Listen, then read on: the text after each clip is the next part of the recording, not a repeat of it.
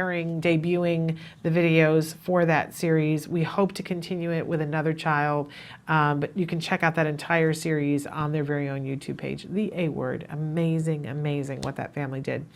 Okay, we're so excited because right now via Skype, it is that time, the third Tuesday of every month, we have Dr. Linda Copeland with us, and we call her the unicorn, and I'm thrilled that you guys are now starting to call her the unicorn. And the reason why we call her the unicorn is because she is both a developmental pediatrician and a board certified behavior analyst. We are not aware of anyone else that is exactly those two things on the planet, and who would have thought that it could be, but she is.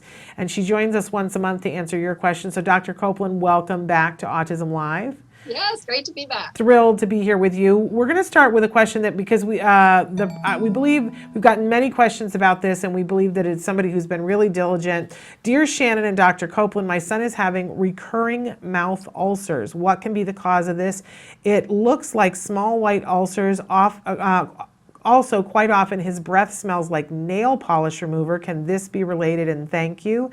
And then another time they had written in, they said, Dear Shannon, this is such a great idea to have a pediatrician on board. I'm always looking forward to Dr. Copeland being on the show. I have one question. My son very often gets little mouth ulcers. Sometimes it coincides with a cold or a virus, sometimes just ulcers. I would really appreciate it if Dr. Copeland could explain what could be the cause of recurring ulcers and what could be done to treat it. Thank you and love your show. And we love you as well. So Dr. Copeland, we think that's from the same parent, but it might not be. Talk to us about small white mouth ulcers. Well, mouth ulcers and recurring mouth ulcers are fairly common, and they might be white. They might have a red base, and at different times they could be white to red. And they're most commonly what we call canker sores or aphthous ulcers. So about 20% or more of the population gets them, and I'm in the 20% or more, so I get them periodically. And they are more common if the child gets sick with another illness, like a virus, head cold, or something like that, stress. And also trauma in the mouth can trigger them. So be careful with the child's toothbrush. You don't want a super hard bristle brush, and you don't want a damaged toothbrush where the bristles are all awry, because that can damage the mucosa of the mouth and bring out those ulcers. In terms of treatment, they will go away on their own. They generally last about 7 to 10 days. Anytime if a person gets a mouth sore that lasts more than 14 days, check with your doctor, because it might not be a typical canker sore. But to make them go away quicker, there's actually a sweet cure, and that is honey. So there's actually been a scientific study done showing that honey is better, safer than medications. And you put a bit of honey on the sore 4 times a day for about 5 days. And what the results in this one study showed, there were 3 different comparison groups with about 60 patients in each group. And it showed that the honey group, the sores went away quicker and they were less painful. So that's one proposed treatment. And it might also be worth talking to a nutritionist, because sometimes if they really get them a lot, it could suggest the child may need more zinc, folinic acid, or vitamin B12 in their diet. Okay. And what about the breath smelling like the nail polish remover? I'm not sure what that is, and I'm not sure if it's related to the canker sores or not.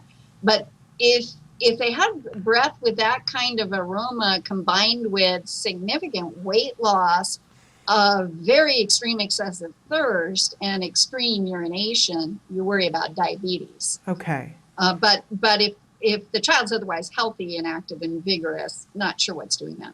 Okay, very, very interesting.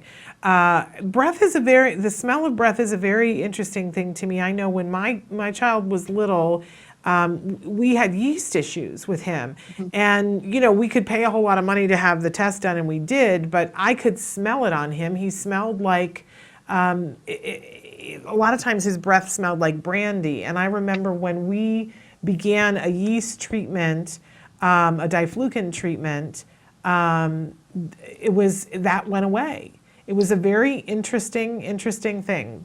So the breath is a very fascinating thing. It is interesting. And I've had other behavior analysts at CARD tell me that they've noticed the same thing with their clients in ABA treatment, that they could tell by the scent or aroma of the child that sometimes the child smelled yeasty or doughy. Yeah. Now, unfortunately, I was born with a very poor sense of smell, so I can't rely on that as much.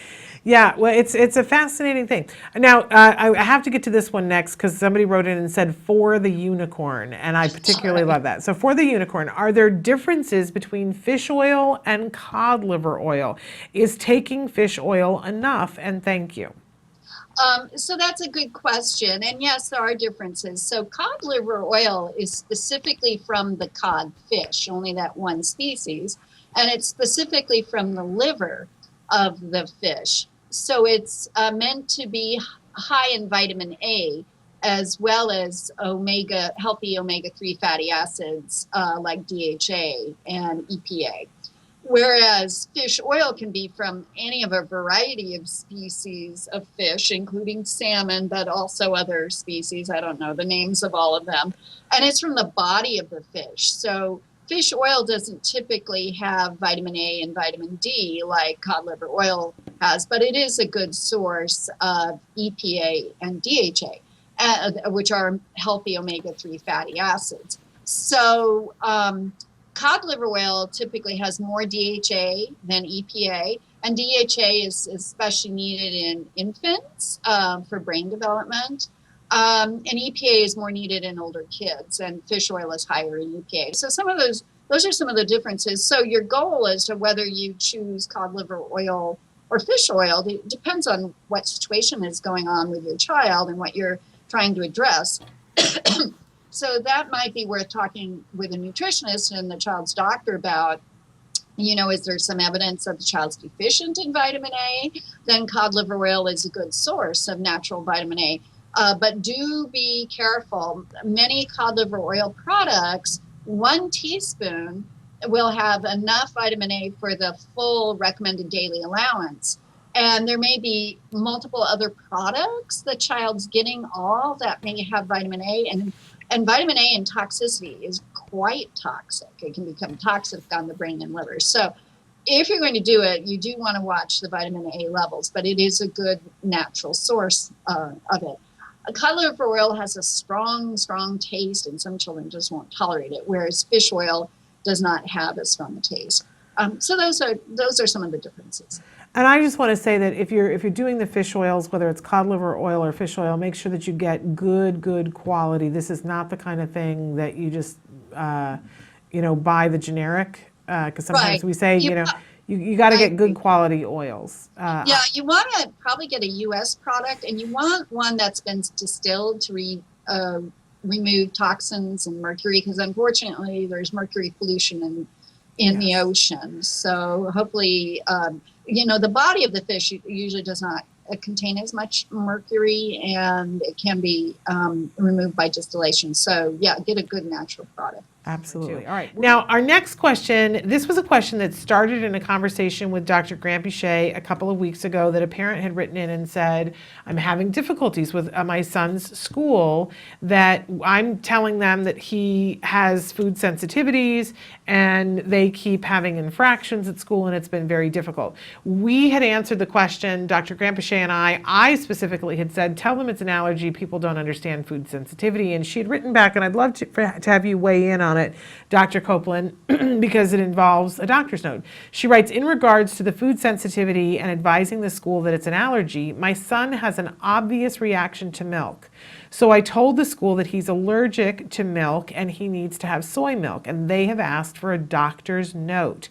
They will only provide soy milk to him if I have a doctor's note. So just wanted to let you know my experience and wonder if other parents have had this happen. I really do not want to put my son through an allergy test. He may not be allergic, but he's definitely has an allergic reaction that causes hives on his skin and congestion. So this brings up a lot of things for us, Dr. Copeland, and I had mentioned to you you during the break, more and more people are asking for doctor's notes for all kinds of things. We heard that Six Flags earlier this week has said that if you want to get their guest assistance pass to help because of a disability, you're going to have a doctor's note. So when it comes to allergies, and if families are having sensitivity issues, what do you think is the best path for them?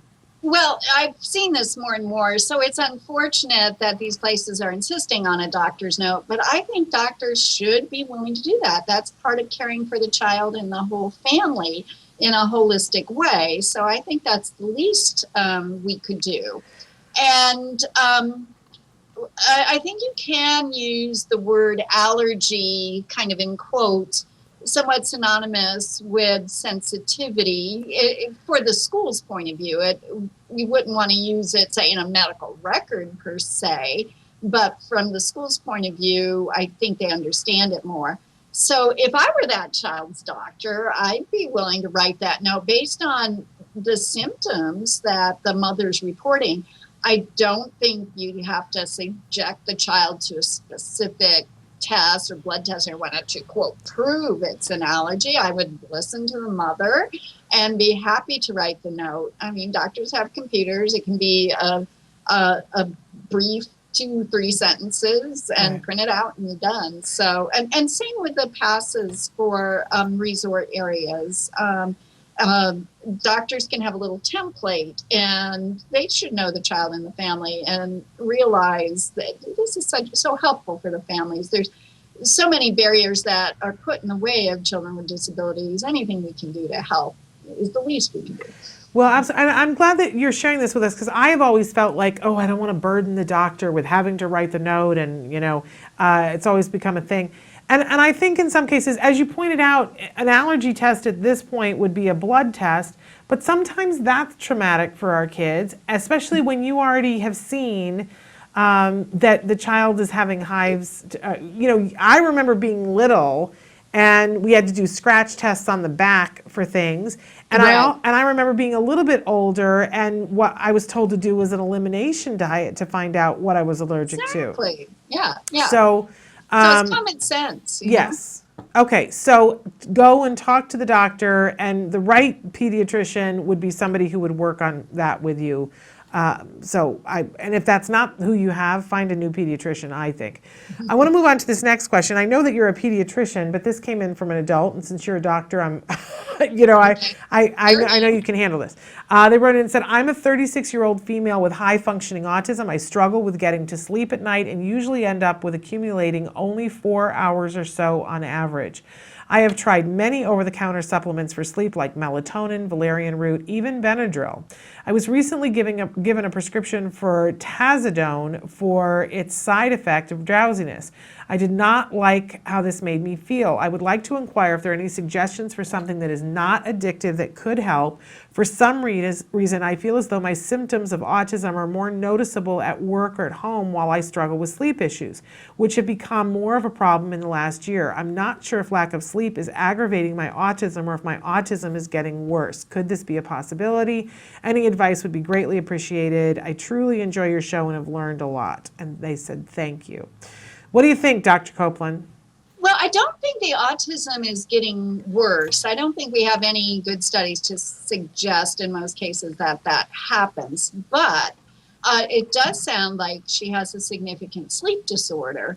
And sleep disorders are fairly common even in the general population, and certainly known to occur in individuals with autism spectrum disorder. And wouldn't it be safe to say, Dr. Copeland, that all of us, if we don't get enough sleep, our ability to cope, it changes, and not for the better. Absolutely. No matter what our issues are. Yeah, so I don't think her autism is getting worse. I think she has a sleep disorder plus autism. And as you were pointing out, Shannon, we need sleep for our brain to function properly and for good mental health. So given that she's tried what she's tried, and I don't know if she's done that in conjunction with a doctor, but I would see her doctor about this. And if her doctor is a generalist and not comfortable with sleep disorders and evaluating them and treating them, because there's a variety of different sleep disorders, especially in adults, then there are actually sleep medicine specialists, and her doctor could send her to a sleep medicine specialist. So it's a very complicated area. She may need further testing, like a sleep apnea study or other sleep studies. But some simple things that she may already have tried but are worth noting is good sleep hygiene, good sleep habits. You don't want to be doing a lot of viewing of electronic screens like a computer screen or an iPad or your cell phone right before you go to bed. You want at least about an hour of separation between a lot of screen viewing and trying to fall asleep, because the direct lighting from the screen across your eyes interferes with your brain's own natural production of melatonin. So I would watch that in terms of sleep hygiene. Watch the amount of caffeine if she's getting that in her diet, because that'll keep some people awake. And also not keep her cell phone by her bed, because that can be disruptive. Another thing, if she hasn't tried it yet, is building up what's called a healthy sleep dependency, and that is associating sleep with a variable that's going to be there all night long, and that would be a continuous white noise sound machine. Has been shown to be very helpful as a healthy sleep dependency. It can help you fall asleep again if you wake up in the middle of the night. I'm somebody who has had some bouts of insomnia in my life, and a few years ago, and I think I'd gotten to a point, I'll be honest, I think I'd gotten to a point where I was so tired from lack of sleep that I could have fallen asleep anywhere. But it was suggested to me by another woman who was in her early 40s that she suggested I take a little bit of magnesium and vitamin D, and I'm telling you, if I take that an hour later, it doesn't matter. And a very small amount. It's not a huge amount, and I don't know which one it is, or whether it's the combination, or is it just in my head, Dr. Copeland, but I sleep now. Well, that's awesome. And many children with autism need more vitamin D and magnesium, and as long as you supplement it in a natural amounts, that may be worth a try as well. And these are over the counter. I'm not buying special, it's just over the counter. Nutritional supplements. Yeah. And I could see where using them might actually help. If you also take occasional melatonin, might help the melatonin work better. There you go. All right, I'm going to move on to the next question. Somebody wrote in about their 7-year-old who is nonverbal but does show signs of echolalia. He's an extremely busy boy with lots of sensory issues, which may get better depending on the day or the mood. My question is, we have tried all the medication to try to slow him down, but unfortunately it has the opposite effect on him. He becomes extremely busy and tends to melt down way more than normal, and he perspires so much on the meds. So please, do you have any advice or any known meds that will help this young man? What we have seen is that he will show signs of improvement when on a course of antibiotics.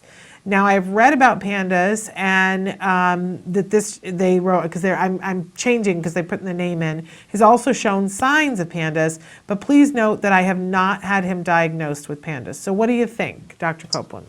Okay, a lot of complex things here. First of all, PANDAS is a fairly rare neuropsychiatric disorder with an abrupt new onset of intense obsessive compulsive anxiety behaviors. So not hyperactivity or meltdowns per se, and it should be new and abrupt, associated specifically with culture-proven strep infection, strep being a bacteria. So if this child has not had any proven strep infection, and given that PANDAS is actually fairly rare, I think it's worth a discussion with the child's doctor, but it may very well not be PANDAS.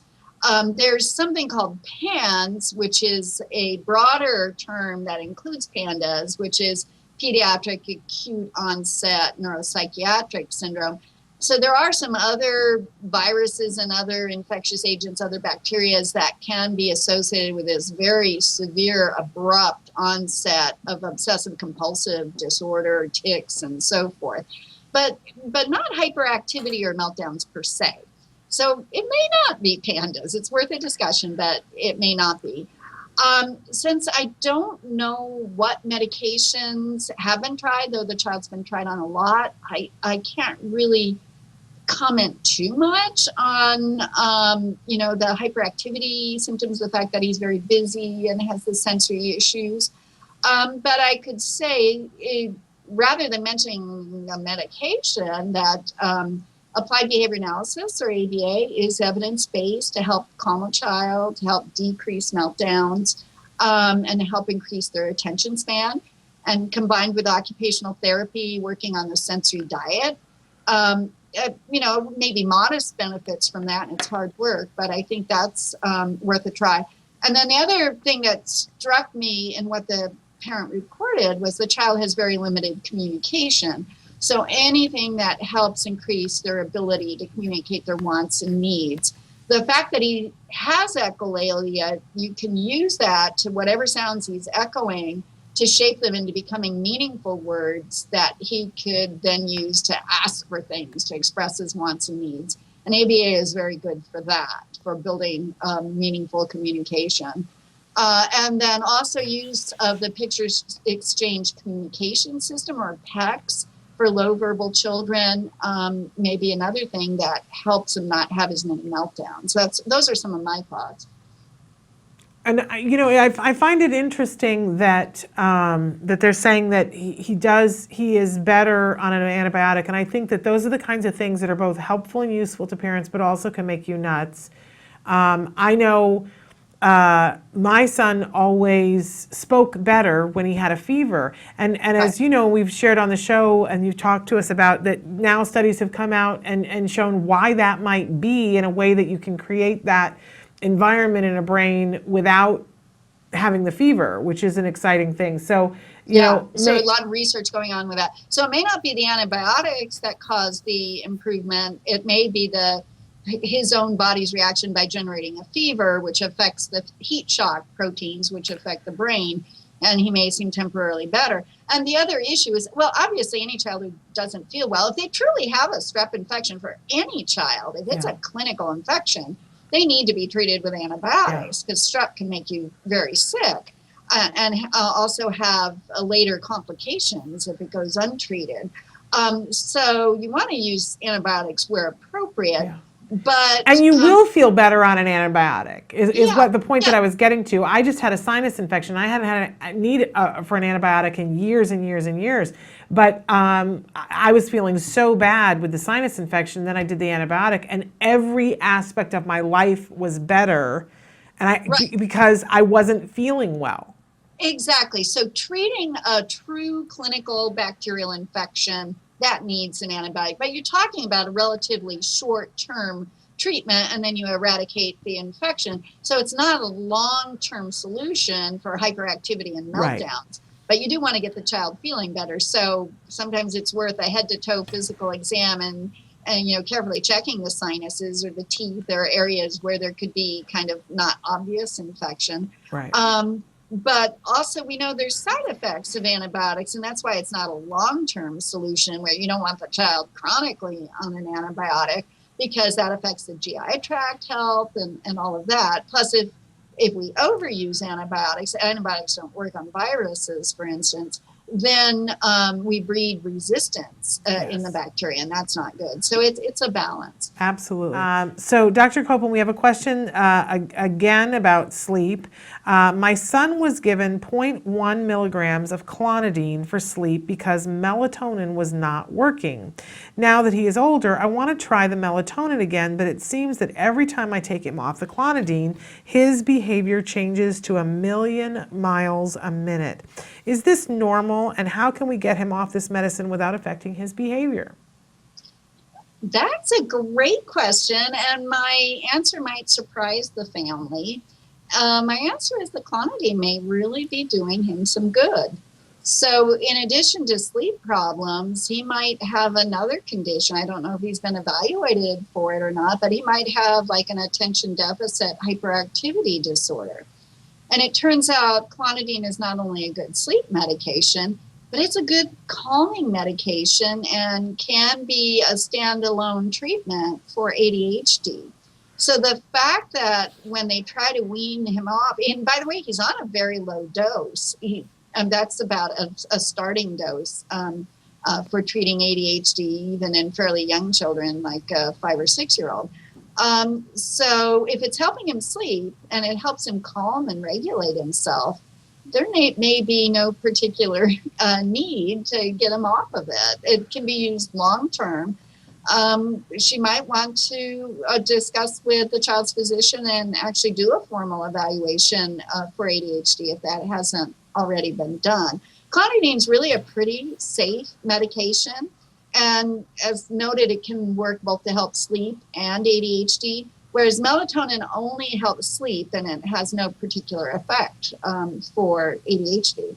So my suggestion would be to consider continuing clonidine long term and not worrying about getting them off of it. It's really pretty safe. Not a lot of side effects from it. So if it ain't broke, don't fix it. Yeah. My aunt used to say that. Okay, and again, not taking any huge risks by having them be on that particular medicine. Right, exactly. Okay.